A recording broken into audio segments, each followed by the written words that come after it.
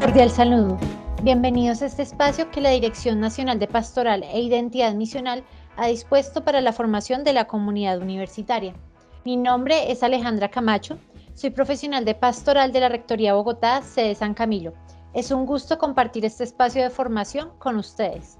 El tema del webinar que trabajaremos hoy es el servicio, la propuesta contracultural de Jesús. La intención el día de hoy en realidad es despertar más bien la curiosidad, las inquietudes frente a esto que dejar algunos enunciados o respuestas. La verdad es que pretendo llevarlos un poco a que ustedes mismos puedan ver esa opción que está transversal no solo a los evangelios, que es pues desde donde se parte, sino también está presente en la tradición paulina y en todos los escritos del Nuevo Testamento. Cuando nosotros hablamos de una propuesta contracultural como la que enuncio en el título de este webinar, tenemos que preguntarnos, ¿a qué cultura nos referimos? Y entonces acá tenemos que ver los diferentes escenarios que se entrecruzan y crean la realidad histórica en la cual se realiza la vida pública de Jesús y posteriormente pues se va a llevar a cabo el movimiento del cristianismo misionero que se va a expandir por todo el mundo, ¿no? Entonces hablamos inicialmente de un contexto político en el que pues todos sabemos está el Imperio Romano como lo que agrupa una gran cantidad de territorios en Europa, en Asia y en África, ¿no? Esto se organiza en provincias que a su vez son gobernadas por autoridades locales que el emperador designa para ciertos sectores. En este caso, pues el emperador es la máxima autoridad de orden político en este contexto.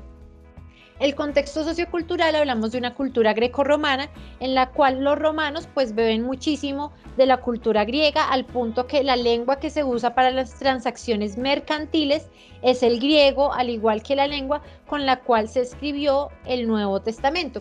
Es muy importante y pues la organización de las polis, la estructura social también es muy parecida tanto entre los romanos como entre los griegos, por eso hablamos de una cultura grecorromana, ¿no?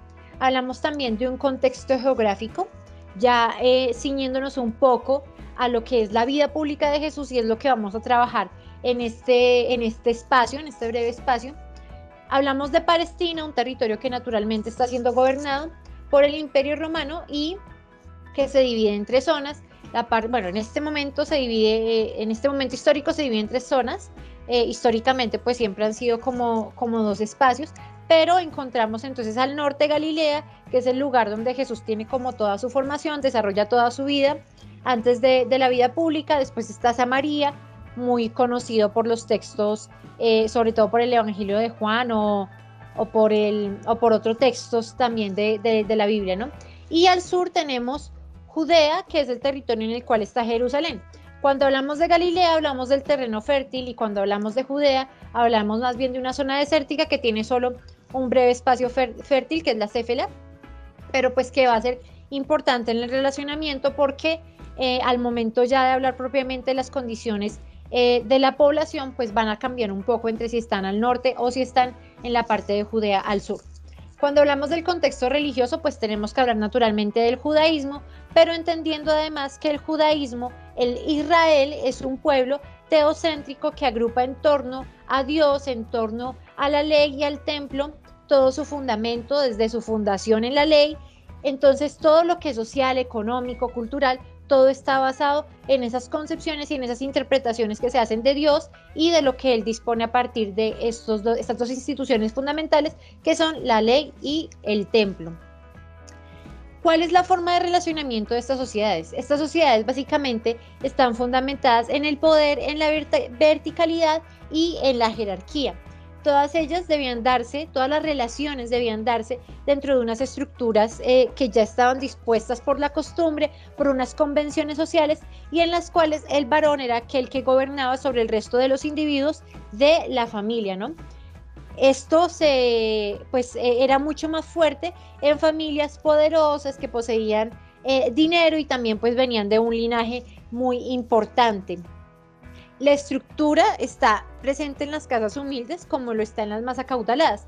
Cuando hablamos de las casas humildes, pues entonces vamos a hablar de la esposa y los hijos que están bajo el gobierno del varón, Si hablamos de casas acomodadas, entonces hablamos de el varón que gobierna sobre la esposa, los hijos, las hijas, los esclavos y básicamente esto, las familias acaudaladas, además de tener esclavos, a los niños, las niñas y las mujeres que estaban asociadas, pues también tenían a los clientes, que eran básicamente personas que a las cuales el pater familias o el jefe de esta familia le concedía una serie de favores a cambio de que le rindiera honor, a cambio de que le rindiera pleitesía por estos favores. Eso acrecentaba el honor de los individuos, algo que era extremadamente deseable en este contexto, ¿no?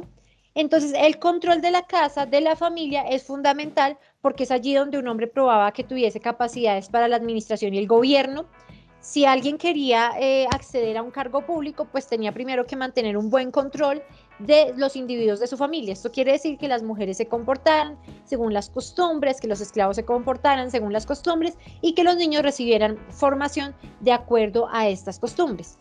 Y, por ejemplo, en el caso de los niños, pues que recibieran una formación para el hogar y los niños un poco más para el ámbito público, el ámbito de la polis, de la política. ¿Sí? Si alguna de estas personas escapaba al control o a las convenciones sociales, entonces ya ponía en juego el honor de este varón y ya no era una posibilidad tal vez tan viable para darle un cargo público, ¿no? Entonces esto es importante porque el honor es el valor máximo que alcanzaba un varón. Solamente los varones alcanzaban ese honor y todos deseaban ser reconocidos como hombres, varones honorables, ¿no? Y mantener ese honor. Cualquier conducta que desviara de alguna forma las convenciones sociales representaba un peligro. De ahí que el pater familias o el líder de la familia decidiera mantener, por ejemplo, a las mujeres en el espacio del hogar, en el espacio en el que no tuviera contacto con otros hombres que pudiesen poner en riesgo el honor del varón. Y pues llega a ser tan así que incluso el uso del velo es una forma simbólica en aquel contexto histórico para decir que a pesar que la mujer esté en la calle, pues mantiene su privacidad y mantiene el control de su pudor y de su vergüenza por medio del velo. Entonces, esta máxima autoridad gobierna y pone en condición de indefensión a las mujeres, a los niños y a los esclavos. Es condición de indefensión porque además él es el que tiene los cauces de la vida de estos individuos. Él puede decidir sobre la vida de ellos, ¿no? Entonces la situación de los niños es una situación bastante compleja, los invito a investigarla, sobre todo en el contexto grecorromano. Habían muchos niños abandonados porque no era costumbre pues tener varios hijos, y el hecho de que incluso un niño fuera concebido por la esposa no implicaba que fuera reconocido por el pater familias. Es una cuestión bastante compleja. Los esclavos, desde luego, pues también la situación no era muy buena y las mujeres también tenían ahí muchísimos problemas respecto a su autonomía y a su condición de indefensión, ¿no? Este honor, pues entonces es la máxima premisa y es importante tener claro esto, porque la propuesta que va a hacer Jesús va a ser un nuevo valor fundamental frente a este valor del honor que se da a partir también de venerar a una persona, de rendirle pleitesía. Esto va a ser muy importante. Sin embargo, siempre, a pesar de que pues hay unas convenciones sociales, hay sujetos, hay individuos que escapan de esto, ¿no? Eso sucede en el Imperio Grecorromano con las mujeres que tenían o alcanzaban poder político, pero sin autoridad. Ellas tenían una serie de clientes, ellas eran benefactoras de comunidades, de individuos, de varones que podían pues pedir o podían tener algún tipo de influencia respecto a las decisiones que se podían tomar frente a ella, pero siempre esto se hacía sin autoridad, ¿no? Siempre lo hacían como de una forma un poco velada, por decirlo así. En el caso de las judías, ya pues también nos vamos a ir cerrando este espacio. La teóloga Karen Hotter Hesse habla en su libro, bueno, en muchos libros, sobre las jefes de las sinagogas que se daban en las diásporas. Recordemos que las diásporas son los lugares donde hay comunidades judías, son lugares que pues están fuera de Jerusalén, fuera de Judea, y a los cuales se reúnen en torno de las sinagogas para la lectura de la Torá. Acá nos dice esta autora que había mujeres jefes de las sinagogas, y también nos dice Antonio Piñero que hay importantes mujeres intérpretes de la ley y que incluso llegan a ser citadas en el Talmud. Es algo bien interesante averiguar cómo se da eso, porque pues no es algo muy, muy visible, ¿no? Pero ahí está, también dentro de las judías hay mujeres que responden de forma diferente a estas estructuras y se liberan un poco tal vez de lo que se esperaba o no se esperaba con ellas. También en el cristianismo primitivo pues va a suceder un fenómeno bien interesante, y es el hecho de que esclavos van a ser muy importantes en la comunidad, y va a ser algo pues que al imperio no le va a gustar tanto, pero también es algo que queda ahí porque es un tema muy especial para trabajar, ¿no? Incluso se puede remitir un poco a la carta de Filemón, que es una carta hermosa definitivamente, y que los invito desde luego a leerla. Pero pues a pesar de que haya personas, esclavos, mujeres, también esclavas que huyen de este control, igual pues de todas formas van a haber estos prejuicios y estas concepciones que siempre las van a hacer ver como de una mala forma, verlas como personas que no respetan a la comunidad, a la sociedad. Y en este caso es importante señalar que no solamente son los varones los que corren el riesgo de perder el honor dependiendo de la conducta de las mujeres asociadas a él, sino también las comunidades corren ese riesgo, las familias, es mantener el honor de una mujer y de las mujeres en general en este tipo de sociedades es muy importante. Bueno, si bien estas sociedades son verticalistas, pues también había un tipo de estructura un poco más horizontal, que son las asociaciones, que se reúnen es un poco de igualdad se reúnen en torno a un dios, a una nacionalidad o a una profesión. El cristianismo primitivo va a hacer uso de esta estructura, sobre todo cuando es destruido el templo de Jerusalén en el año 70, sale y trata de acomodarse un poco a este tipo de organización, de asociaciones horizontales que siempre fueron vistas con recelo por el imperio, porque pensaban que eran posibles focos para fomentar implicaciones o fomentar un ánimo libertario, un ánimo que pudiese generar algún tipo de conflicto, ¿no? Más aún se va a ver estos conflictos cuando hablamos de las asociaciones cristianas que reúnen en sí a personas que pues en común no tienen algo propiamente hablando, sino que se reúnen gentes de diferentes nacionalidades, de diferentes estratos sociales, mujeres, hombres. Entonces va a ser algo que el imperio siempre va a ver con mucho recelo, y mucho más en el caso del cristianismo primitivo. Ya ciñéndonos un poco más al judaísmo, tenemos que entender que no hay un único judaísmo. En la época de Jesús, de por sí, pues no, creo que no tampoco se podría hablar en esta época de un único judaísmo, pero específicamente vamos a remitirnos a esa época. Hablamos de judaísmos, y cuando hablamos de judaísmos, igual hablamos de comunidades que ven el momento fundacional en la ley, y la institución fundamental es el templo para ellos. Hay diversas interpretaciones, pero todos son judíos. Encontramos, por ejemplo, a los saduceos, a los esenios de Qumran, o también a los fariseos, que son muy bien conocidos por el texto bíblico, ¿no? Dentro de este marco de interpretaciones que se realiza del judaísmo, de la ley y del templo, pues también va a estar la propuesta de Jesús. Es en este marco que él la hace, ¿no? Tenemos que recordar entonces que Jesús es un judío. Los primeros cristianos, o más bien judeocristianos, pues precisamente son judíos, son personas que asisten al templo, asisten a las sinagogas. En el Evangelio de Lucas al inicio encontramos una lectura sobre que Jesús hace en la sinagoga. Entonces él igual es judío y mantiene esas costumbres, ¿no? Es a partir de la destrucción del templo pues que se hace un corte, porque ya no está el templo como eje cohesionador de este tipo de judaísmos, ¿no? ¿Cuál es la propuesta que hace Jesús? Vamos a ubicarla específicamente, pues inicialmente a quienes llegan. Estamos hablando del pueblo de Israel. El pueblo de Israel es un pueblo en crisis, un pueblo que lleva mucho tiempo siendo gobernado por otros pueblos, por otras naciones, por otros poderes. Entonces estamos pues un poco en esta crisis. Las condiciones de vida no eran buenas, sobre todo para los sectores más excluidos y marginados de la sociedad, que debían pagarle tributo al César y también debían pagar el impuesto, debían pagar al templo, ¿no? Entonces son poblaciones empobrecidas, sobre todo al norte en Galilea, que es la zona fértil, que pues además de pagarle al imperio tiene que pagar al templo, y que no estaba un poco muy de acuerdo con eso. Son poblaciones que en realidad pues a duras penas tenían para sobrevivir en los casos que las familias lograban hacerlo, ¿no?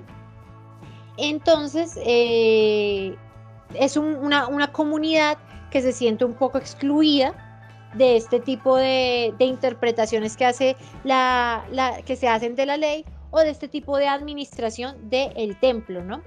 Y las particularidades del judaísmo, que dentro de esta estructura patriarcal, dentro de estas sociedades que tienen al varón como cabeza, pues también se unen otras dadas las leyes de pureza y pues un poco lo teocéntrico del pueblo, ¿no? Entonces, además de excluir a los niños, a las mujeres y a los esclavos, también son estigmatizados los pecadores y los enfermos. A Jesús muchas veces se les va a decir, bueno, usted anda con pecadores, usted anda con prostitutas, usted sana en sábado, ¿sí? Porque para ellos una persona que tenía una enfermedad, pues era porque no había tenido una conducta de acuerdo a la ley, ¿no? Era como un castigo de Dios estas enfermedades. Sin embargo, pues Jesús se reúne con toda esta masa de personas, con toda esta población que resultan siendo los inconformes, que no encuentran su lugar en el pueblo, que no encuentran su lugar en estos judaísmos. Y es aquí cuando Jesús desarrolla una propuesta con una escala de valores que sirven de impulso dinámico para que estos marginados decidan liberarse. Cuando hablamos de impulso dinámico es inevitable no pensar en el Espíritu Santo, que es el que siempre está moviendo el actuar de Jesucristo y ese despertar de conciencias, esa fe también de las personas para que sean sanadas, ¿no? La propuesta de Jesús no es una propuesta de oposición. Él dice, yo no he venido a abolir la ley. No, él lo que hace es una interpretación de la ley y entonces es un movimiento de transformación de esa ley. Las raíces del cristianismo están profundamente en el judaísmo, ¿no? En este periodo hablamos de judeocristianos, como les decía, hasta la destrucción del templo. Y hay una premisa muy importante que pues la voy a tomar de Lucas 2:27, que creo que nos puede dar luces frente a esta interpretación que hace Jesús de la ley. Él dice, el sábado ha sido instituido para el hombre y no el hombre para el sábado. Es importante, ¿cuál es el contexto de esta frase? Los discípulos se encontraban recogiendo espigas en día sábado, cosa que no se podía hacer. Entonces le dicen, bueno, ¿y por qué ellos están haciendo eso? Esta es la respuesta de Jesús. Porque para él no es el hombre para la ley, no fue creado para la ley, sino la ley fue creada para el hombre. De esta forma, la interpretación que hace Jesús le devuelve a la ley esa profunda esencia liberadora, esa profunda esencia que viene del Éxodo, en la cual se dignifica el pueblo, se resignifica la existencia humana desde la libertad y se piensa en su bienestar. De aquí que Jesús tenga controversias porque realiza esto de recoger espigas. Bueno, sus discípulos recogen espigas en sábado, él no los corrige porque decide también curar, sanar enfermos en sábado. Es una discusión en la que él siempre pone a la persona y el bienestar del ser humano por encima de la ley. La ley es un instrumento para liberar al ser humano, no para oprimirlo, como posteriormente pues nos va a dar de pronto un poco Pablo en sus disertaciones frente a esto, ¿no? La propuesta de Jesús no parte de la hegemonía, no parte de un autoritarismo, no se basa en el poder, sino se basa en el servicio y en el amor. ¿Qué implicaciones tiene, por ejemplo, en este contexto grecorromano, en este contexto también judío, que Jesús le hable a Dios o se refiere a Dios como Abba, como Padre? Tiene unas implicaciones bien interesantes, porque si incluso nosotros vamos al capítulo 23 del Evangelio de Mateo, nos va a dar un poco de luces sobre esta propuesta de horizontalidad que tiene Jesús, en la cual nuestro Padre Abba está en el cielo y nosotros entonces ya empezamos a ser hermanos. Él dice, el Padre vuestro es el que está en el cielo, y propone, el mayor entre vosotros será vuestro servidor, pues el que se ensalce será humillado y el que se humille será ensalzado. Aquí ya podemos ver un poco de esa propuesta que se hace frente a ese valor del honor que se ensalza por medio de los clientes, que se ensalza por medio del poder sobre otras personas. Acá Jesús nos dice, no, el valor predominante va a ser el servicio. El que se humille va a ser ensalzado. Eso va a ser la propuesta fundamental de Jesús. Por eso es contracultural, porque hay una cultura basada en el honor. Jesús dice, no, acá las cosas son diferentes y vamos a partir desde el servicio, ¿no? Entonces, también hay una propuesta relacional. Él dice, el mayor entre vosotros, ya estamos hablando de una comunidad en la que Jesús dice, el servicio va a ser esa propuesta relacional y va a ser contracultural por lo que ya habíamos visto, ¿no? Es a partir de este servicio que se va a entender a la comunidad cristiana, tanto en la antigüedad como ahorita, ¿no? También nos vamos a remitir a un texto en el Evangelio de Lucas, que es Lucas 22, 24, 27, que dice así: entre ellos hubo también un altercado sobre quién de ellos parecía ser el mayor. Me detengo acá en este versículo 24, pues entendemos un poco que esta discusión, este altercado entre los apóstoles, entre los discípulos, se da simplemente pues porque hay unas convenciones sociales que piden que haya alguien que sea el mayor. Entonces Jesús les responde en el versículo 25 diciéndoles: los reyes de las naciones las dominan como señores absolutos y los que ejercen el poder sobre ellas se hacen llamar bienhechores.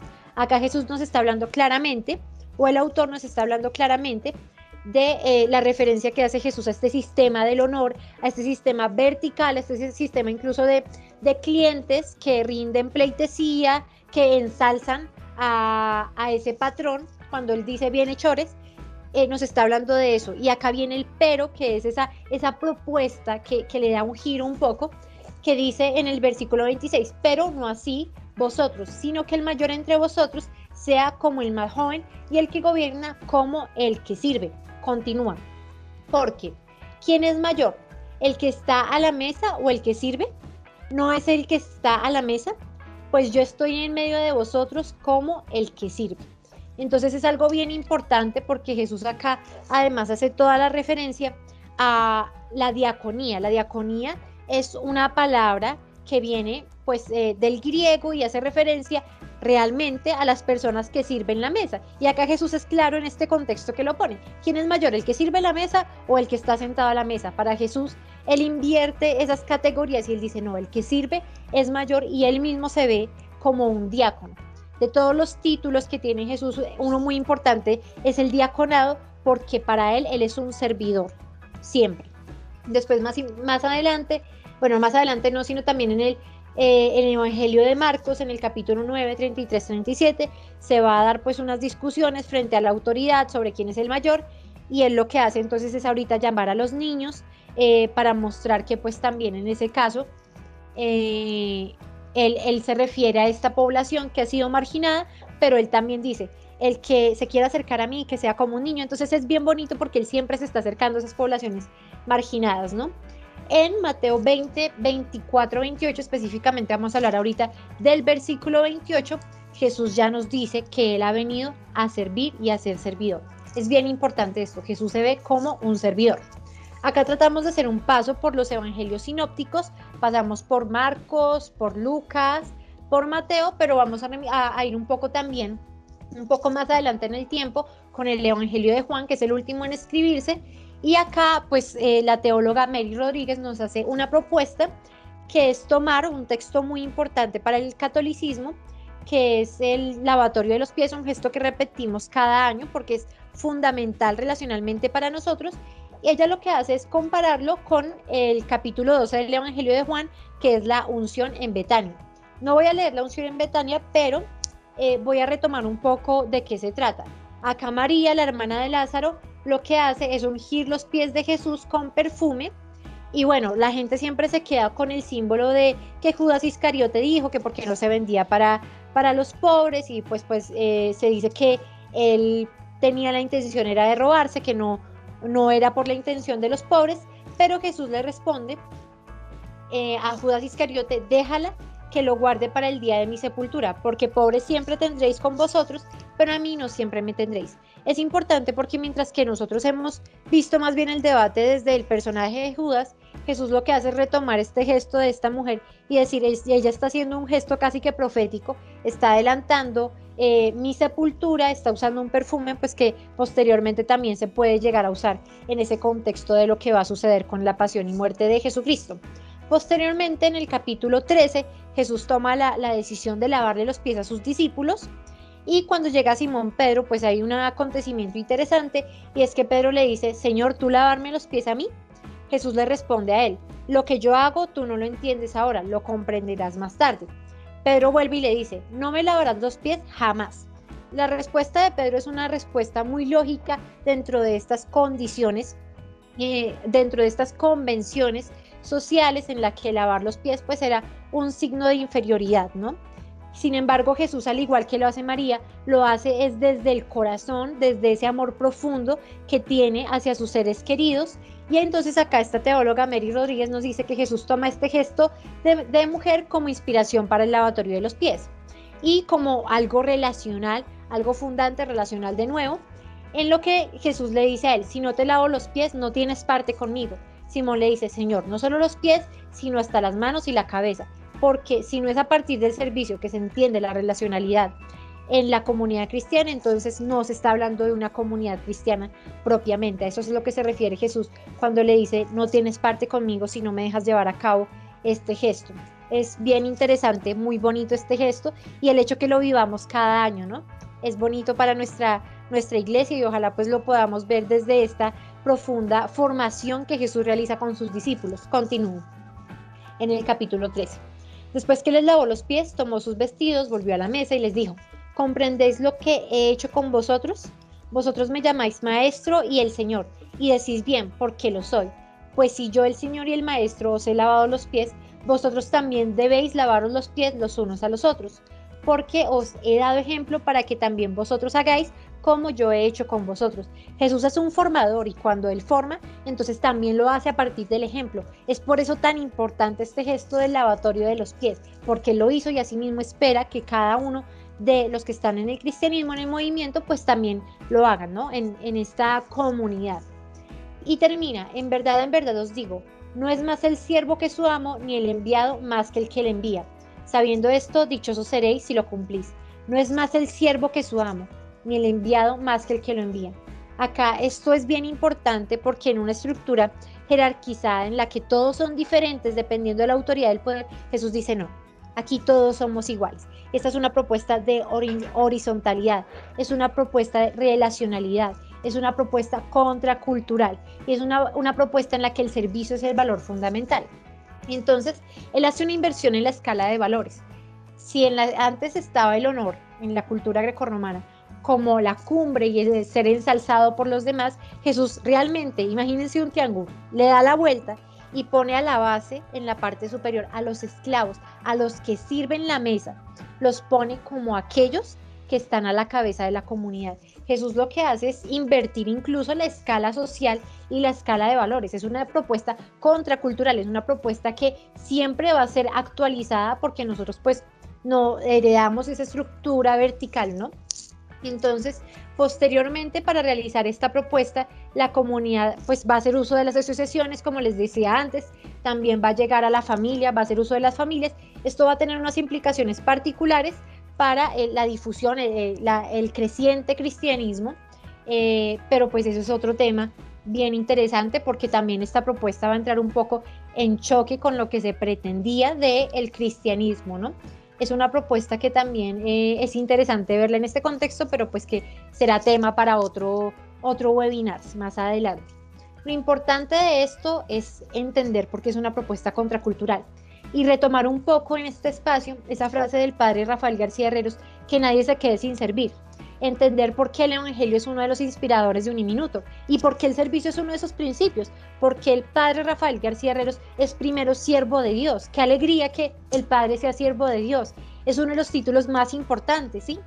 Y eso, que nadie se quede sin servir, es que es fundacional del cristianismo, es importantísimo para nuestras comunidades.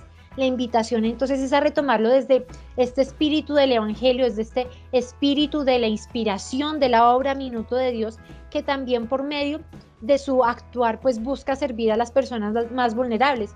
De ahí que si se hace el banquete, se pretenda hacer para la población que fue afectada en Moco hace unos años, que se haga para la población migrante que está en condición de vulnerabilidad, que en este caso pues fueron los venezolanos, ¿no?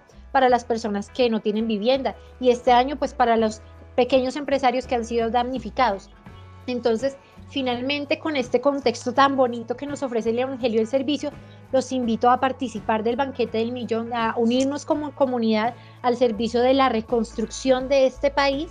Y bueno, este es el mensaje para el día de hoy. Les agradezco muchísimo el espacio, espero que haya sido un espacio enriquecedor, que les haya dejado dudas. La Biblia es espectacular, el Evangelio es uno de nuestros inspiradores, entonces qué bueno retomarlo. Muchas gracias por este espacio de la Dirección Nacional de Pastoral, un fuerte abrazo, Dios los continúe bendiciendo.